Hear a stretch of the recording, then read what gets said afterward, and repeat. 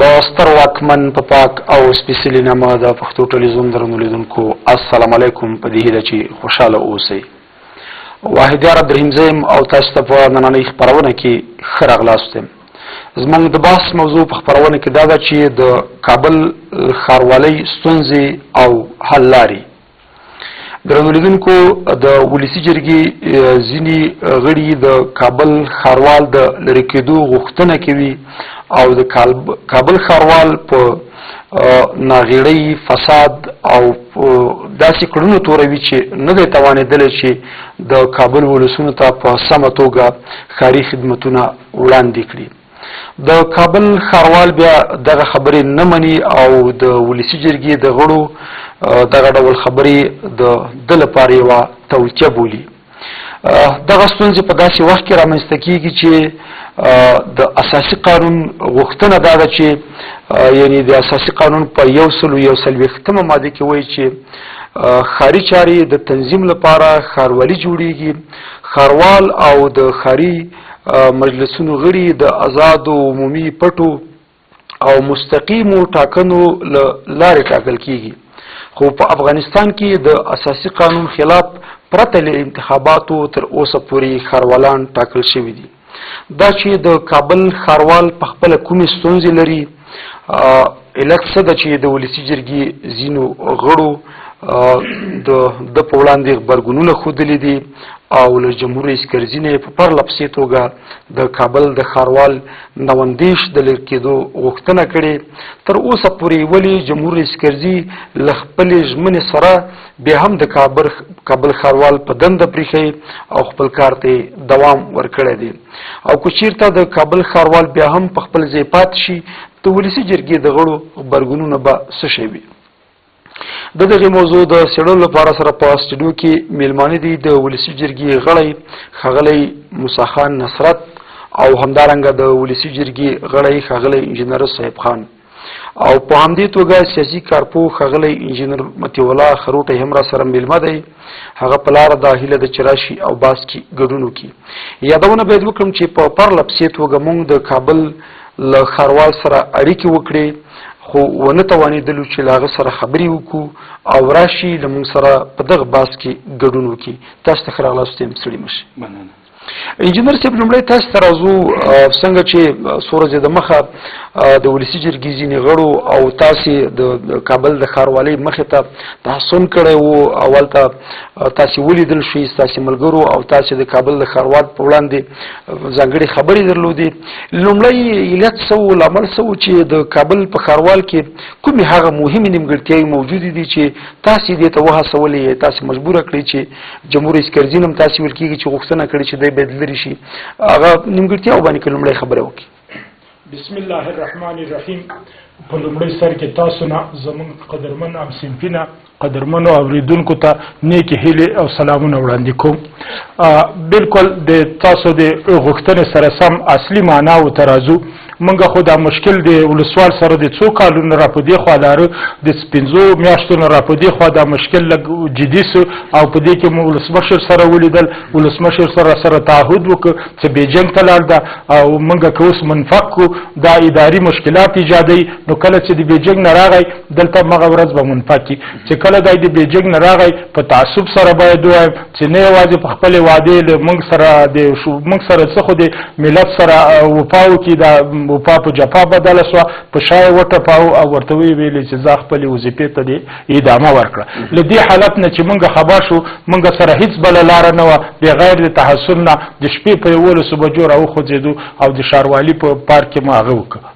عمده دلایل، زخ ډېر دلایل لرو، خو عمده دلایل زه درته وایم چې اول خو ښاروال یو غیر مسلکي او نااهله انسان ده. اهل ګوره د قرآن وینا ده چې تاسې امانت اهل ته وسپارئ. اهلیت به مونږ هغه چې مکتبونو پوهنتونونو کې وو، اهلیت به مو داسې تعریف کوو چې مهارت، صداقت او تعهد، دا درې واړه چې په یو انسان کې موجود شي دا انسان اهل ده. دکې نه مهارت شته، متاسفانه په تعصب سره وایم، دکې نه صداقت شته، تعهد خو د خدای سره دا خو بالکل هغه کړی ده ما هغه دا موږ به چې ولیدو چې کله کمیسیون ته راغلو چې البته زه د مواصلاتو او د مخابراتو د کمیسیون عضو یم نو ډیپلوم انجینر محمد یونس نواندې شوم چې واورېده رښتیا چې کله م پته ولګوله دا درسته ده چې دا د پولیتخنیک د فاکولټۍ نه فارغ شوی ده د برق د رشتې نه چې فارغ شي کاشکې دا برق ته تللی وای دا د افغانستان د ډیموکراتیک جمهوریت په هغه کې دی په هغه په استخباراتو کې وګمارل شو په استخباراتو کې کافي تجربه لري څو وارې مسکو ته په دې برخه کې لاړه ښه خبره دا وه چې رئیس جمهور دا په استخباراتو کې د یو جنرال په صفت د یو ډګرمن په صفت یو ډګروال په صفت هغه کړی وای دا د هغې نه په خپل مسلک کې کار کړی او ښاروالي سره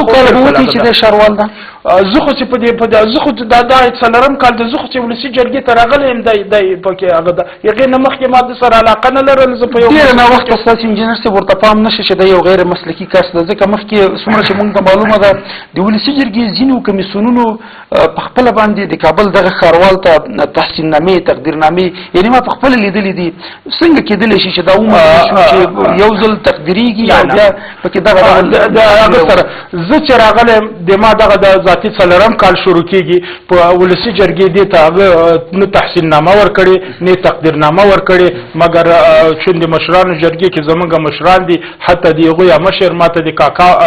لقب کوي دا ډېر ښه خلک دي خو متاسفانه هغه د مشرانو جرګې نه کومه تقدیرنامه او تحسیننامه اخیستې ده صحیح ده ولسي جرګې نه ده ورکړې ځکه موږ عمق د مسایلو کې دا یو چې دا په استخباراتو کې وارد سړی دی دا باید هغه ته لاړ شي استخباراتو بل نور موږ نه د سره شخصي دښمني لرو نه څه ورسره لرو خو د کابل د ښاریانو مشکلاتو ورځ په ورځ به کمیسیون ته راتلل بالاخره موږ یو هیئت وټاکلی شو چې په هیئت کې زه او زما دا ملګری دا د هیئت غړي وو په دې برخه کې مو کافي شواهد او اسناد لاسته راوړي دي چې دا غاصب ده دا مفسد ده او دا د ټولو غصب کوونکو سره په یو شکل د اشکالو په اړیکې لري او دا یو ډېر قوي باند تر شا ده او ښاروال دومره مقاومت نشي کولی بلکې دا قوي باند ده چې دا ښاروال شابه دا باند څوک وي لکه ان ریشې ارګ ته رسېدلي په ارګ کې که مشخصه نوم واخلئ په ارګ کې نور به څه مشخصه درته وایي په ارګ کې مشخص درته وایم د رئیس جمهور مشاور او په خپل رئیس جمهور د حامیان دي په دغه ډول حالاتو کې چې د غصب مسله مطرح کېږي او په افغانستان کې ویل کېږي په لکونو ځمکې غصب شوي دي دلته د کابل په ښار کې چې دغه ښاروال پکې لاس ولري یا له ده سره هغه مشرتابه چې تاسې نوم د کرزي واخیسته والته کوم مشاور یا سلاکار شته اسناد څه وایي چې تاسې څومره ثابته کړې یا تاسو ته څنګه معلومه شوي چې دوی څومره ځمکې غصب کړي موږ 14 دوسیې ورته ورکړي دي 14 دوسیې موږ د فساد ضد ادارې ته ورکړي دي د جناب رئیس جمهور په هغه هدایت چې تاسې دا یغو کې پرون د هغه سره موږ مخامخ شو د څارنوالانو سره چې ولې تا دا هغه نه دي کړي څارنوالانو لیکلي دي چې اول خو 3 دوسیې هغوی ته تثبیت کړي دي چې په دې کې غدر شوی ده په بل حالت کې لیکلي دي چې تماما موږ په هفتو دا ته وګوره دا د څارنوالۍ د هغه مشترک هیئت هغه ده گزارش د چې ورکړی دا په سره خط باندې معلومیږي دا یې لیکلی ده چې موږ بار هغه ته ښاروالي ته مکتوبونه لیږلي دي او ښاروال موږ ته نه سوال جواب ته حاضرېږي نه زموږ مکتوبونه هغه کوي دغه د امضا یې کړې ده معین مسلکي و پالیسی اداره عالی مبارزه علیه فساد دا دی غیر امضا ده دا قطعا یو دس یو جابر مطلق العنان دیکتاتور ګرځېدلی ده چې نه موږ ته هغه ته راځي کمیسیون ته نه د شورا عمومي شورا ته د استجواب دپاره حاضرېږي او نه د کرزي حکم په دې نه مني چې هغه یې په شا ټپولی ده چې زه د مات چارواکي راسره شته د ادارې فساد هغه خبره هم نه مني نو په دې ټول حالاتو کې کرزي دغه ډول چوپ پاتې کېدل تاسې ویلي چې دا بهر تللی سفر ته له سفر راغی دا بله دندې ګوښه کړو یوازې همدغه مسله ده چې د دې لامل شوې ده چې دوی ورسره د ځمکو په غصب کې شریک دي په ده باندې داسې زړور نشي کولی چې د دندې ګوښه زه فکر کوم چې مستقیما زمونږ ولسمشر جناب کرزی صاحب په دې باند کې شامل نه وي د کرزي صاحب ورونه داسې کله په ده باندې مشکل راسي دا محمود کرزي ته ځي او د محمود کرزي په ارتباط باندې د هغه تر شعاع لاندې راځي نو هر څه ځمکو اندازه مو نه ښودله چې په کابل ښار کې به دوی څومره ځمکې ته خپل ځکه دی دلته واکمن ده دی د کابل ښاروال ده کوم ډول سیمو کې په کومو سیمو کې کوم غصب د ټول افغانانو ټولو د کابل ښاریانو ته غصب معلوم ده چې په هر ځای کې غصب کېږي خو دا موږ چې په هغې کې ته په تلاش کړې څېړنه او ریسرچ مې کړې ده په هغو 18 مواردو کې په 12 مواردو کې کاملا د ده یو شکل د اشکالو ورسره لاس ده او په ټولو غصبونو کې چې ده کړي دي خلکو کړي دي هغه دي ولو که دی وایي چې په شورا باندې ماغه کوي که په شورا کې غصب چا ورسره کړی هم د ده ورسره همکاري ده او که غیر دی هغه نه یې کړی هغه هم د ده ډېره مننه خوشحاله موږ سره اسناد شته دا ټول اسناد ما د دې دپاره راوړي دي دا ټول اسناد هره خبره چې کوو موږ یې بیا اسناد په دې نه کوو چې په دې سپینه ګیره په دې عمر کې موږ په شا ډېره مننه نصرت صاحب جمهور رئیس کرزي ته ویل کېږي تاسې اسناد وړاندې کړه هغه در سره ژمنه وکړه چې دی به له دندې نه ګوښه کړو څه فکر کوئ علت څه ده چې سره د دغو اسنادو ویل کېږي چې هغه مطالعه هم کړل هغه ولوستل ژمنه یې هم وکړله دی بیا چوپ پاتې کېږي وکیل صاحب وایي چې نورې هم د کابل ښاروال په شا ټپولی ده چې تاسې پاتې شئ تاسې ته به هېڅوک هم څه ونه وایي علت یې څه بولي تاسې بسم الله الرحمن الرحیم په لومړي سر کې خپل سلامونه او نیکې هیلې تاسو ته محترم خروډي صاحب ته انجینر صاحب ته او ستاسو د ټلویزیون ټولو لیدونکو ته وړاندې کوم ستاسو د سوال په جواب کې ووایم چې رښتیا تاسو ته بهتره معلومه ده چې ولسي جرګه وکیلان دوی مهمې دندې لري چې اول قانون جوړي او بل د قانون پر اجرا باندې څارنه کوي او بیا خاصتاً په ولسي جرګې کې 18 کمیسیونونه ایجاد شوي دي چې هر کمیسیون د مربوطه ادارو سره کاري رابطه لري نو زموږ د مواصلاتو مخابراتو کمیسیون د کاري رابطې په اساس د ښاروالي زموږ په کمیسیون پورې رابطه نیسي دوامداره شکایتونه د ولسي جرګې تالار ته او همدارنګه کمیسیون ته راتلله ولسي جرګې تالار هم طبعا هغه مربوطه کمیسیون ته د شکایتونه راجع کوي او د کابل ښاریانو هم شکایتونه کوله کمیسیون ته راتلله دا کمیسیون د اسناد موږ ټول جمعوري کړه د دې دپاره اکثره وخت چې به مو ښاروال صاحب کمیسیون ته را دعوت کوي ښاروال صاحب کمیسیون ته ناظر دی او کله چې به څوک راولېږي هغه به یا مهم وي چې هغه سره به د اجرااتو صلاحیت نه و نو د ښاروال صاحب د دې د کمیسیون د راتلو څخه هم سرکشي کوله خو کله چې به راغی د ده هغه دلایل چې به یې ویله هغه موږ ته د قناعت وړ نه وه ده به ویل چې په ټولنوالۍ کې هېڅ خلاف د مستر پلان حرکت نه شوی هېڅ هغه استملاکي مځکې بیا په شخصي جعلي کولو تبدیل شوي نه دي او ښاروالي کړنې ټول اصولي او قانوني دي موږ د دې پر اساس چې موثق اسناد په لاس راوړو او شواهد او ثبوت په لاس راوړو ځکه چې په دې ادعاو باندې خو نه ثبوتېږي موږ هغه روایت تنظیم شولو چې ولاړلو او د ښاروالي د طرح او تطبیق ریاست کې اوله ورځ خو هلته مخالفتونه وه اسناد یې نه راکول بالاخره چې دوم ځل دپاره مو ښاروال صاحب راوغوښتی هغه بیا هدایت ورکړي هغه طرح او تطبیق ریاست ته چې وکیل صاحبان دې خپل کنټرول او تفتیش شروع کړي خو هلته هم همکاري نه وه یو سند چې به موږ غوښتل چې په نن زموږ په دسرس کې راکول شي چې موږ هغه وڅېړو خو هغه به یوه هفته بعد په دسرس کې راکول کېدی خو دغه کمکاري د دوی د همکاري د دلایل و چې زموږ څېړنې تقریبا 15-20 ورځې دوام وکړي په هر صورت موږ په ډېر تکلیف سره یو اسناد چې موږ ضرورت درلود هغه په لاس راوړله د هغه اسناد مو ټول مکمل راوړله بیا مو ولسي جرګې ته د دې اسنادو پاکله ګزارش د اسنادو کې مهمه برخه څه وې په اسنادو کې مهمه برخه اول د 15 ناحیې کې د سیلو په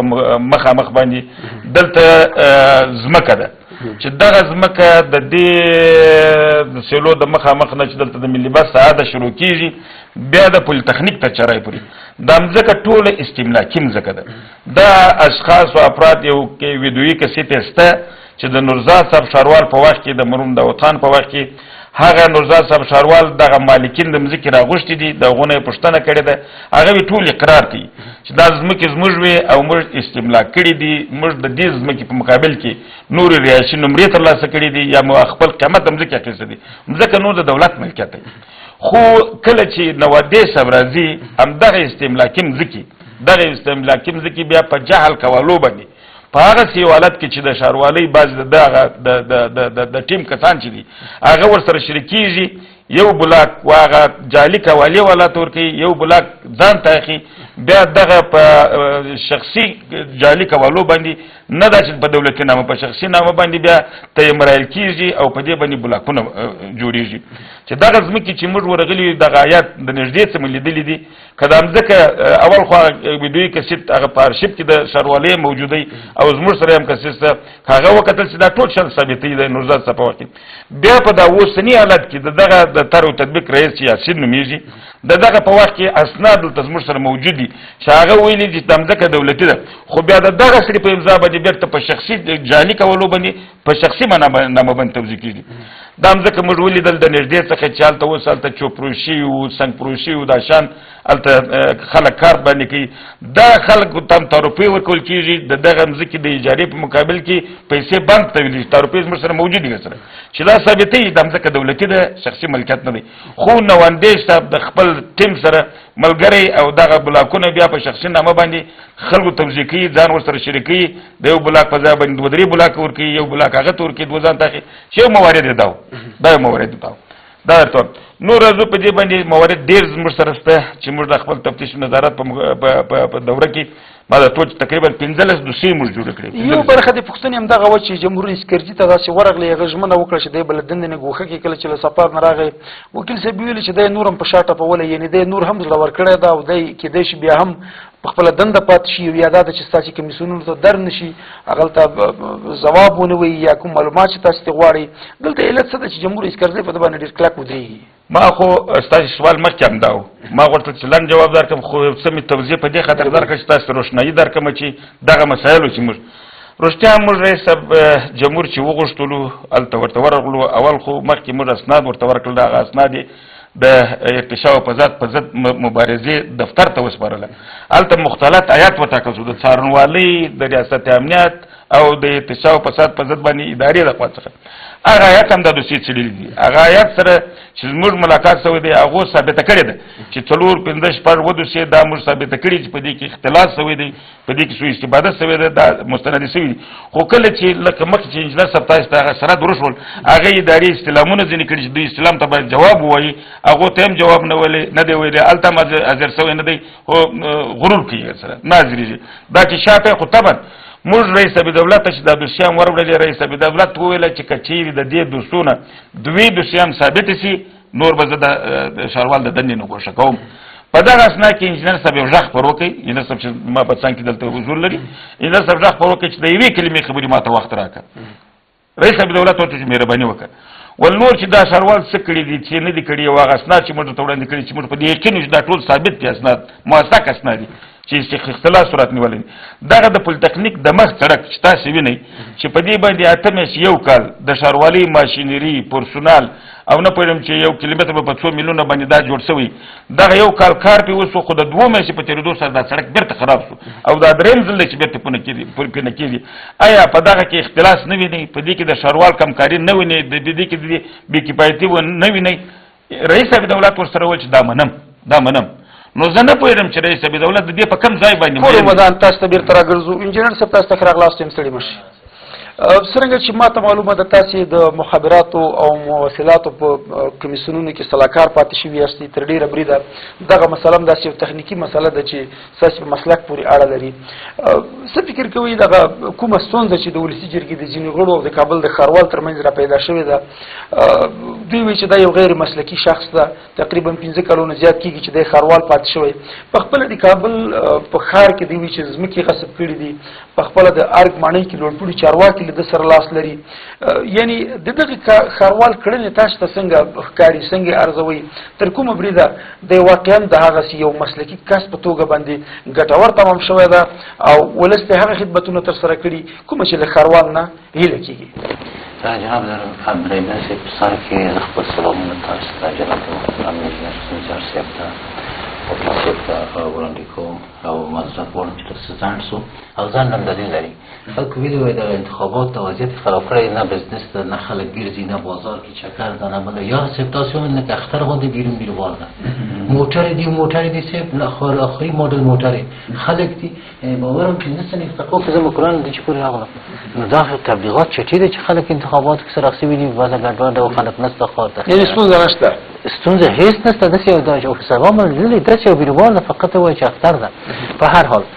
روزو اصلي خبرې باندې زه یو مدت 15 کاله بې له معاشه مشاور وم په کمیسیون مواصلات و مخابرات مشران جرګه کې د حضرت صاحب په وخت کې او ټول موضوعات را تغیر تجربه کامل لرم شاروال صاحب جناب شاروال صاحب یو شخص نه ده چې ملت ته یا ولس ته یا د ملت کور ته یا د ملت نمایندگانو ته ملامت ده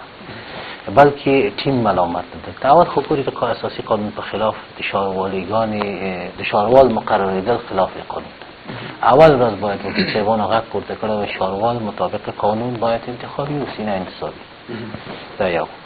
دغه له وخت نه چې دا نوی حکومت راغلی یا بن کنفرانس ته وروسته شاروالان چې مقرریږي خو موږ څنګه پارلمان هم درلوده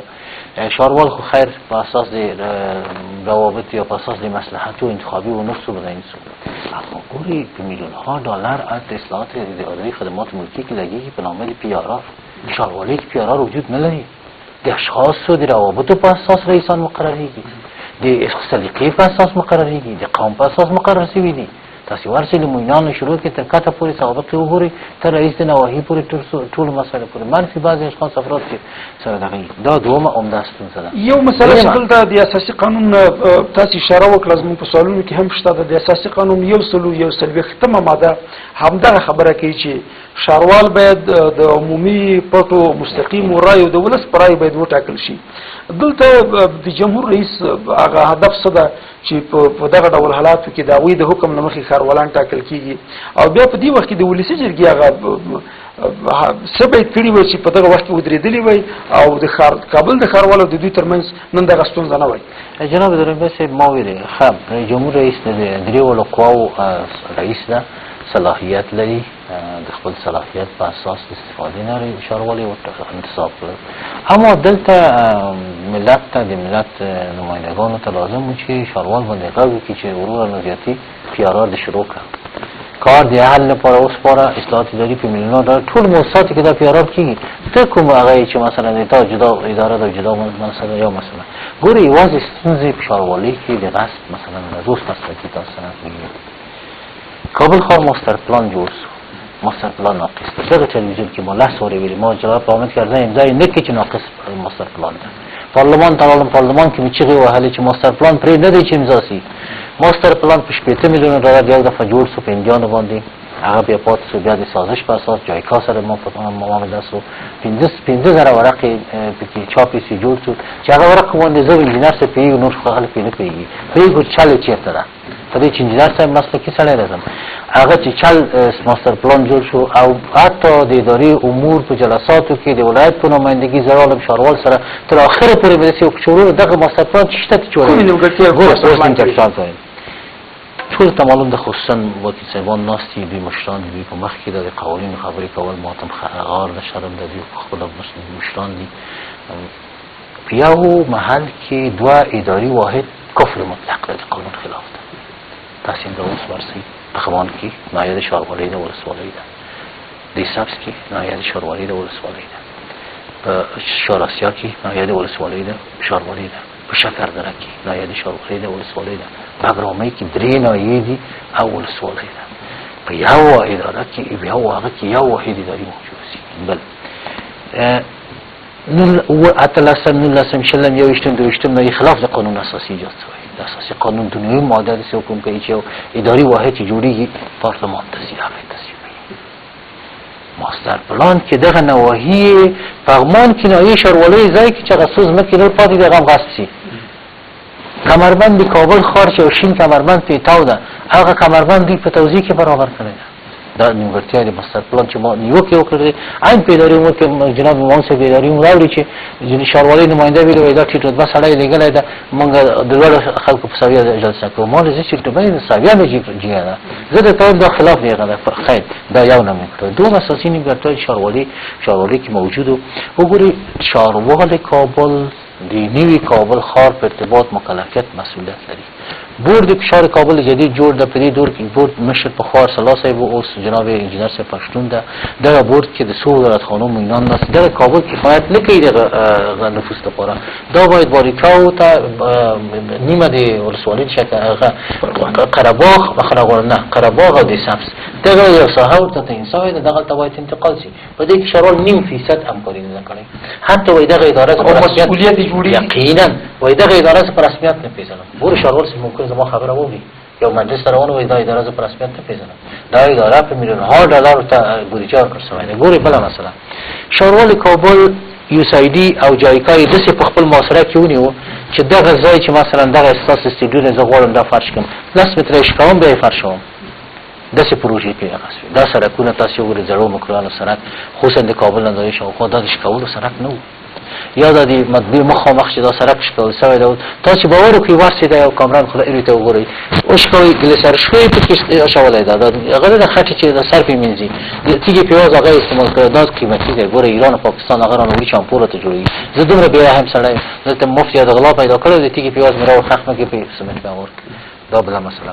بل شاروالۍ کابل کې ډېر اساسي مشکل چې دا هیڅ کله شاروالۍ د کابل ځان مکلف نه ګڼل د کابل ولایت په انکشافي کمیټه کې راسي او خپل نماینده ولګي هیڅ وخت کابل شاروال ځان مکلف نه منل چې راسي هغه سیلاونه چې افغانستان کابل ته راغلي د کابل ولایت او کمیټه د برنامه د استقرار او شاروال کابل مکلف ده په دې کمیټه کې خپل نماینده ولګي راسي دا کورونه د خلکو چې هم د اوسو بولاندې دي خار مابین کې